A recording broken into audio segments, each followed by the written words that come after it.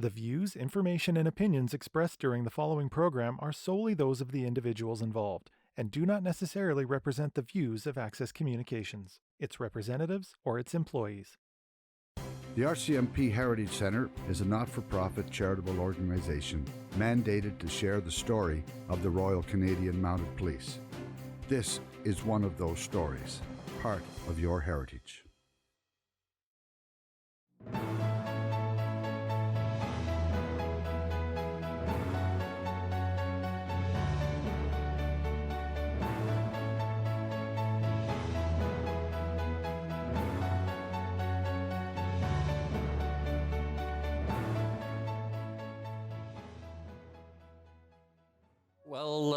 I was born in Winnipeg, but we went out to my dad decided he'd try farming. He was a baker originally with Christie's and Paul and Chambers in Winnipeg.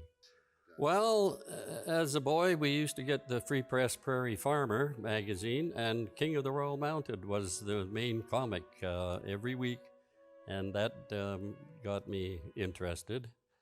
Then when I was about 15 years old, I wrote to the RCMP headquarters in Winnipeg, and they sent me a little booklet called A Career in Scarlet. And I still have that little booklet in a trunk at home. It covered pretty well everything you needed to know about the force at that time. I joined, as I say, in Winnipeg, and at that time, in 1954, the route they sent you out was the train. So I overnighted the train, arrived at Regina, and they would meet the new members coming in, or recruits, a duty driver, and they drove into the training center here and dropped me off, and they said, "There's your home for the next 6 months at least." And I looked over at this beautiful building, and I said, "That's a very impressive looking place." He said, "No, that's the stables. Yours is F block." Over here, and it was one of the old, long 30-man huts that didn't come close to the horse barn. Yes, well, the one thing that I had an advantage over some of the big city boys was horses. I'd had very familiar with horses and riding and so on. The other thing is we didn't all come in together in our squad of 30 members, so we ended up doing fatigues, they called it, sweeping the square and doing work around the training center for the first month, and then we got into training. And of course, we had the ride at that time, which I enjoyed. And we took 3 months extra ride after our first 6 months and learned the musical ride. And the purpose was to escort Prime Minister Louis St. Laurent from the Saskatchewan Hotel to the opening of the legislature. So we had to carry the lances and the full bit. So that was a very exciting experience. On the negative side, we were riding out on the prairie one 30 below morning, and everything was going fine until a jackrabbit jumped up in front of my horse. My horse went one way and I went the other. And of course, the instructors at that time would say, "Who gave you permission to dismount?" And of course, the horse headed for the stables, which was a good half a mile away. And the snow was about 3 feet deep. And I had a very good walk back. Fortunately, we were wearing buffalo coats and the fur hat and the long felt boots and long socks that came right up to your hips type of thing. So it wasn't too bad. I was used to that type of thing because as a boy, I did lots of hunting and that type of thing. Well, you got up in the morning, probably 7 o'clock, 6:30, and the first thing you did, put on your fatigues and head for the stable. The horses had to be fed and watered before you went for breakfast at the mess.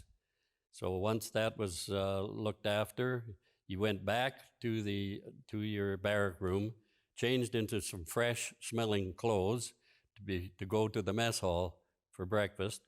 Then you would be scheduled for the rest of the day. You could have an hour of criminal law, uh, perhaps an hour of swimming in the pool on the base, of which I really enjoyed, and other courses in the afternoon, provincial statutes that was very important. And it turned out that they were important to me because I spent all my next 26 years in Saskatchewan. So being familiar with the provincial laws and municipal laws was a big advantage eventually.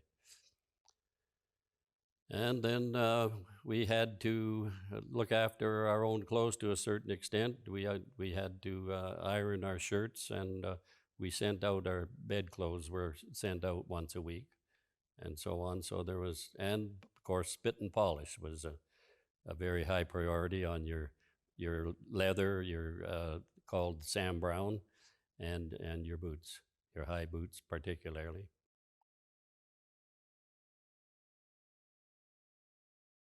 Yes, my first detachment where I was going to be in charge was a two-man point at Blaine Lake, Saskatchewan. Uh, Unknown to probably quite a few people, Blaine Lake was one of the original Doukhobor settlements.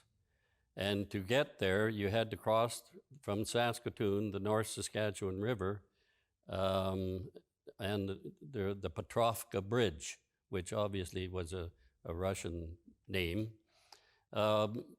It was, we had two reservations, Indian reservations, and that kept us busy. But something that we always had was the cooperation of the native people.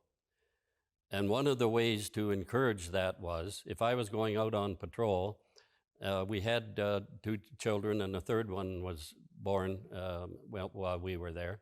If I was going on patrol out to the reserve, my wife would send a bag of kids' clothes and so on, which we would give to a needy family. And they remembered those things and appreciated it. And any time that I went out where there was a brawl or something like that, I hardly had to do anything. The men looked after it themselves. The most memorable, I guess, is 1967, the 100th anniversary of Canada. We decided to go to Expo 67 in Montreal. It was a summer that a lot of serious things were going on in my area, and I was looking forward to being on holiday. We were in Expo in Montreal when the news came out of a mass murder at Shell Lake, Saskatchewan, and I knew that that was on the border of my detachment. It turned out eventually that the murderer was a fellow named Hoffman, who shot and killed one early morning 9 members of the Peterson family, and he was a fellow who had mental problems that we had been involved in putting him or getting him some attention in North Battleford at the mental hospital, and he had been released only several weeks before this happened. And of course, the end of the story is that he eventually went back to Penishangushene in Toronto and probably is still there. And incidents like that were always in the back of my mind, and experiences that one never forgets. One other little side occasion to that was that one of my farmers had reported a stolen rifle, and we hadn't any success in locating it. An article came out after that mass murder in the Canadian magazine that showed pictures of several of the artifacts involved in the murder, including the rifle. And one day after that came out, this farmer came in and he said, that's my rifle in that picture, the one that was stolen from me. So it turned out that it had been, obviously Hoffman had been the one that had stole that from a town just down the road type of thing, or from the farmer. And of course, because of the seriousness and the story behind it, he wasn't, it was still in RCMP archives, and I don't think he ever did have it returned to him. Another memorable situation was when I was at Shaunavon, Saskatchewan, down in the southwest corner of the province. Our neighboring detachment had a bank robbery, and we went over and assisted on that. And it wasn't a happy occasion at all, because it ended up that there was a shootout, and the bank robber was killed. But that was one of the instances, I guess, in my service where I was, involved in something where my life was really endangered, type of thing. I had a situation, I guess, that does have a sense of humor to it. In fact, we wrote it up, my wife and I wrote it up for the Police Gazette. It was an evening patrol, and that I went with my second man, the young fellow that at the detachment, a night patrol. And night patrols, quite often there wasn't too much happening, so we drove on into Prince Albert, extended our patrol, and ordered a coffee and a hamburger. We no sooner sat down than the waiter came over and said, "You're wanted on the phone." And it was my wife. And she said, "You've got to get back home. Somebody's trying to break the door down and screaming and kicking, and I'm scared to death." I said, "Well, okay, call the town constable," because we had he was the handyman, and said, and he'll come over until we can get there, and we'll look after this situation.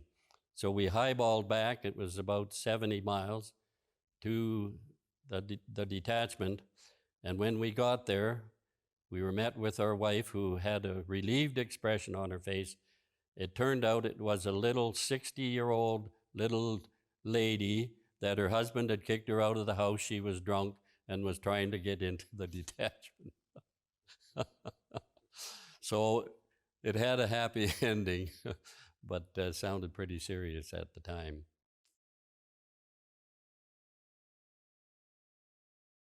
I was in charge of the highway patrol section in North Battleford, Saskatchewan.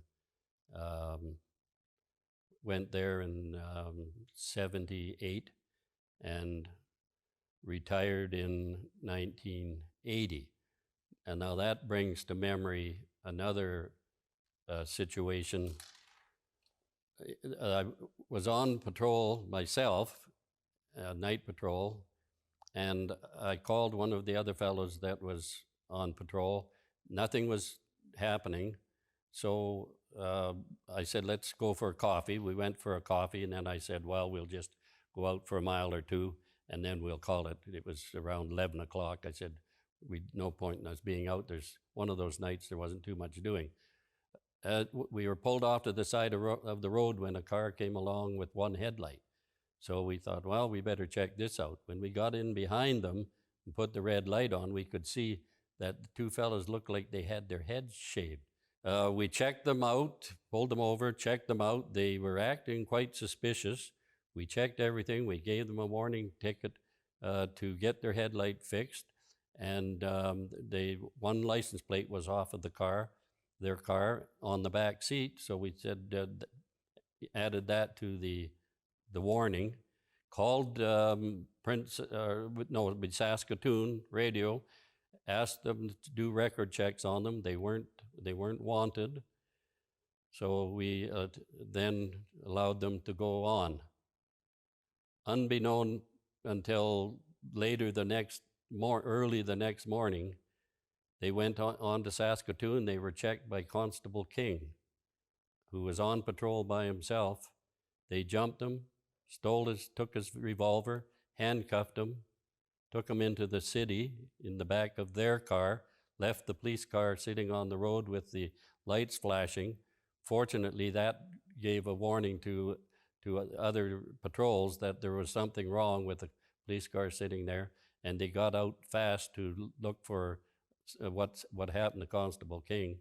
Eventually, they did pick one of them up. That one of the characters, Crook and Fisher were their names. They picked one of them up, and it turned out that they had taken Constable King down to the river and shot him, murdered him. And that, of course, we ended up going to the trial and everything else. They both got life imprisonment. But we, in particular myself, was very fortunate that I had picked up the young fellow, because that was the area that I had been patrolling before the incident.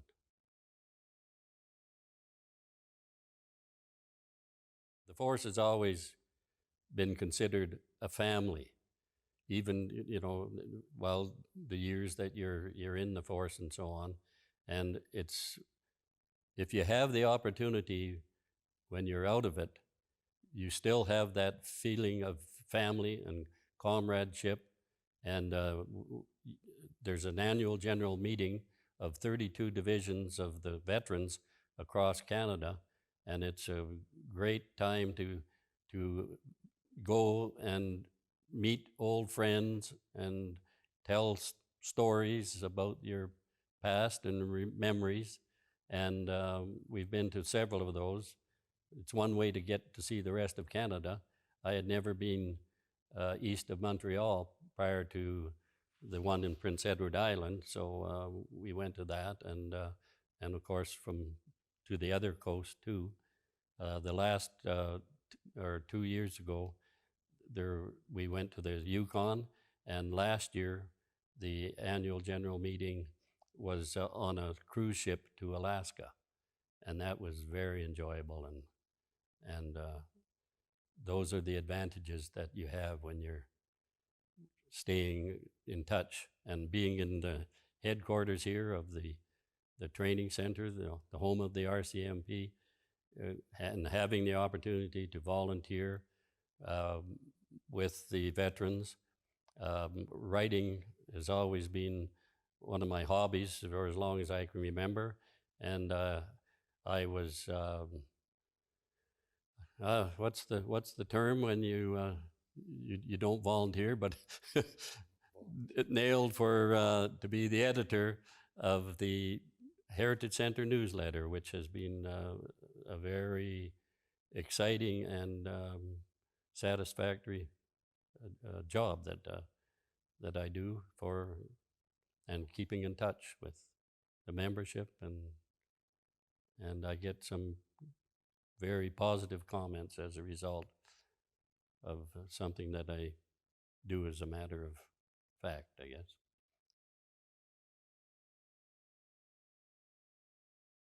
Well, to me, it's home, not only because I live in Regina, but because I spend a fair amount of time, at least once or twice a week, sometimes more often than that, at the Heritage Center here or at the training center.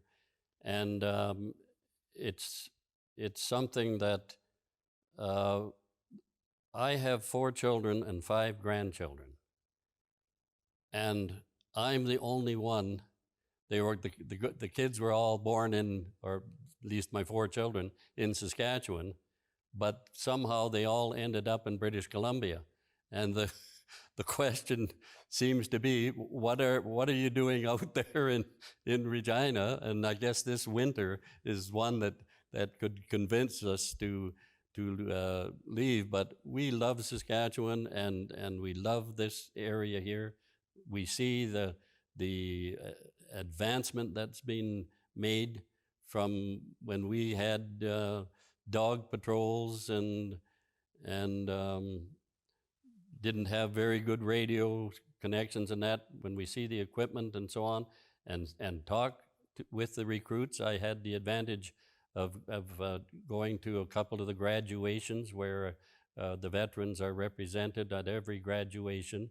They have a regimental dinner, and the veterans participate in that dinner and get to talk to these young people, and they are absolutely tremendous in their willingness to get out and do something for their province and their country, and serve, which they do in real positive ways. They work with the communities. They start hockey teams for the kids. They coach, then they participate in their particular areas, and that all starts here in this training center, which is second to none in the world.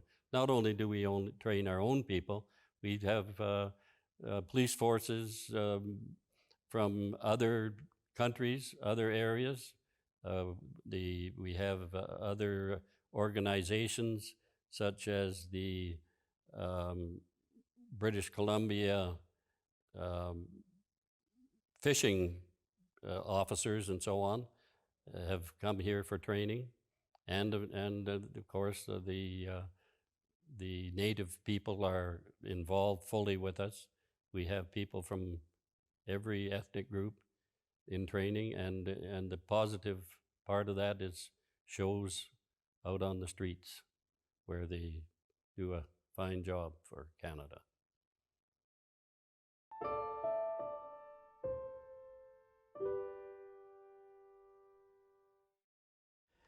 As you travel along the Trans-Canada Highway, which parallels the Canadian Pacific Railway in Western Canada, you encounter some interesting place names. Names like Elkhorn, Indian Head, Moose Jaw, Pliapot, Medicine Hat, Maple Creek, just to name a few. There's a story about how one of those towns got its name, and also calls for the recognition of Canadian heroes, which I think is something missing in our culture. Corporal Wild and the Indian Chief. We're not much for making heroes in this land of ice and snow, but you know, we really had them somewhere Mounties long ago. In the early days of the mounted police in Canada's vast northwest were men of valor, brave and bold, no doubt Canada's best. I've heard it said, and so have you, they'd never make it today. We're hired more for brain than brawn. This is now the way. But I'll say this and even stand behind a whole month's pay. There's less of a chance to have made it then by the boys and girls of today. Brock Wild had been a British soldier 7 years before he came to the great Canadian frontier. Now the law would be his game. The force was only 9 years old when he came to don the red. I hope there's some excitement in this new land, he said. So he took his oath of office, swore that he'd maintain the right. By the next year, he'd made corporal. Boys, the future's looking bright. They say he cut a dashing figure, black mustache, 6'2", just the kind of man they wanted when the Scarlet Force was new. He rode tall in the saddle. He was brave and he was strong. He was here to do his duty and attempt to right the wrong. Well, it was in the summer of '83, Chief Pliapot took his stand. He'd stopped the railway, the CPR, with a camp of his Plains Cree band. He said, if I block the right-of-way, they'll have to pack up and go home, and all the deer and the buffalo will be left for us alone. So he set up his camp where the trail was blazed just east of Maple Creek, and wanted to see what the white man would do when he couldn't continue to seek his dreams of the ribbons of steel to go from the east coast to the west. But Pliapot hadn't considered encountering Canada's best. Now the railway chiefs, they called the law, the Northwest Mounted Police. We need some help with Pliapot. We want him to release the land that he has taken back where the rails were going through. We hope we can get this settled without a real to-do. Well, the mounted police didn't want to react and make a great big fuss. So Corporal Wild said, we'll just go and see, the two of us. I don't suppose the Indians will be more than 100 strong. We'll just go and move them. We won't be very long. When the two redcoats rode to the camp, they found Chief Pliapot sitting in front of his teepee considering his lot. He thought he had the white man baffled by his plan, but a bit surprised they'd only sent a corporal and his man. So Wild said, "Chief, you better move. Your camp is in the way." 𝑒_𝑎𝑟𝑖𝑡 just grinned and said, "Well, that'll be the day." So Wild said, "Chief, I'll give you 5 to start to move that tent, and if you don't, I'll kick it down myself," he said, and went and pulled his watch and held it in his hand, and when the 5 minutes were up, he put it back again. He tossed his reins to the constable and jumped down to the ground, and the next thing they all realized, that lodge was coming down. 𝑒_𝑎𝑟𝑖𝑡 said, "This guy's crazed, or else he's awfully brave. I think we'll move this camp right now while I still can save my face in front of all my Plains Cree Indian band, because if those redcoats are all that tough, this could be my last stand." But if you wonder who the hero was on that historic day when 𝑒_𝑎𝑟𝑖𝑡 decided not to block the right-of-way, you'll notice that the little town that sprung up on that spot is not named after Corporal Wild, but it is called 𝑒_𝑎𝑟𝑖𝑡.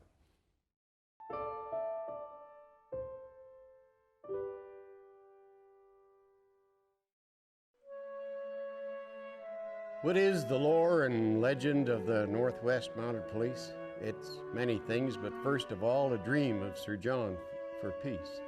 Peace and calm on the new frontier in 1873, when the force of common and uncommon men really came to be. The lore and legend is a scarlet coat, boots, and a Stetson hat. A gallant-looking figure mounted on a horse of black. It's a motto which, interpreted, just says maintain the right, and that's exactly what they do come day or black of night. It's what it means to be Canadian when we can swell with pride to the Mounties' regimental march as we watch the musical ride.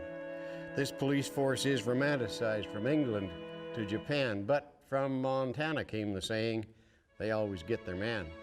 It's written on the pages of prose and poetry, the bravery and heroics of common men like you and me. It's the riders of the plains, the Scarlet Force, the Squad of One, Nelson Eddy, Rose Marie, Alan Ladd, Saskatchewan. It's King of the Royal Mounted, written by Zane Grey and Sergeant Preston of the Yukon, who always saved the day. It's the story of the Mountie who met the Indian band, led by the great Chief Sitting Bull, after Custer lost his stand. It's a manhunt o'er the frozen north for a trapper who's gone mad, or a search today for a little child who's wandered from mom and dad. It's the trek of 1874, known as the Great March West, made by 300 brave young men who were worthy of the test. It's Jerry Potts, it's Big Sam Steele, George French, and Jim McLeod. It's the 60,000 member Sints who are every bit